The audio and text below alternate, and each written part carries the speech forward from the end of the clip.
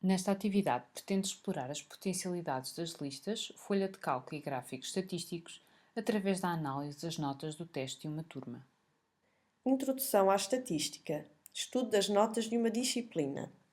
Considere os seguintes resultados de um teste de matemática. Primeira questão. Calcula a média e o desvio padrão dos dados. Para determinar a média e o desvio padrão da amostra, vamos precisar de introduzir os dados numa tabela na página Listas e Folhas de Cálculo.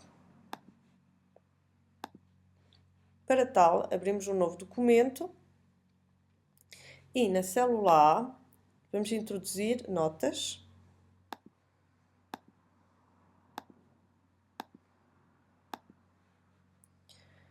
Enquanto na célula B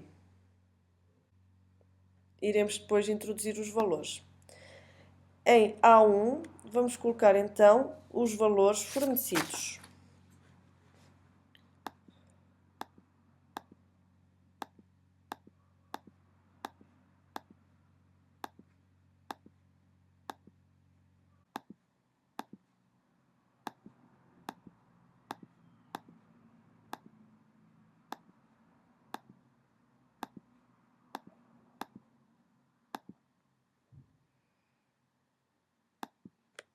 De seguida, vamos retornar à célula B1 e vamos fazer menu 4 Estatística, 1 Cálculos Estatísticos e escolher Estatística de uma variável.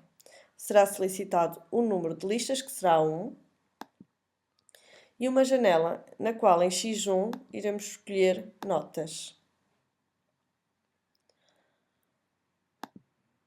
Obtemos então a estatística para as nossas notas introduzidas.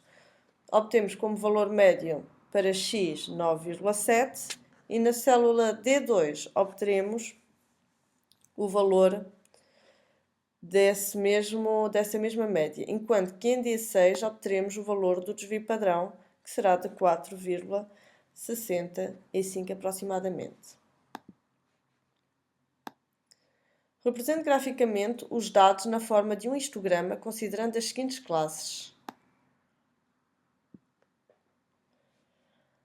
Para reproduzirmos um histograma dos valores apresentados, vamos abrir uma página de dados e estatística. Automaticamente surgem os pontos desordenados no ecrã. Na zona do eixo do X, pede-nos para adicionar uma variável. E vamos adicionar a nossa variável notas. Precisamos selecionar o tipo de gráfico, por isso, menu, um tipo de gráfico e vamos escolher histograma.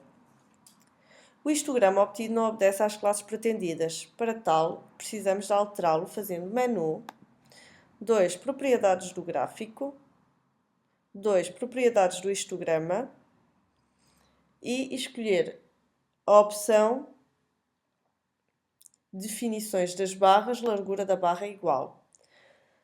Em largura da barra vamos definir 2, uma vez que a nossa classe tem uma largura de 2 e um alinhamento como 1.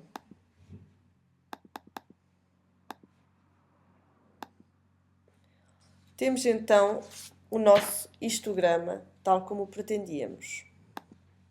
A linha C.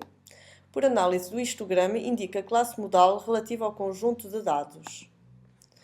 A classe modal refere-se à coluna com maior frequência, neste caso corresponde à coluna que vai dos 9 aos 11. Sendo assim, a nossa classe modal será a classe dos 9 aos 11.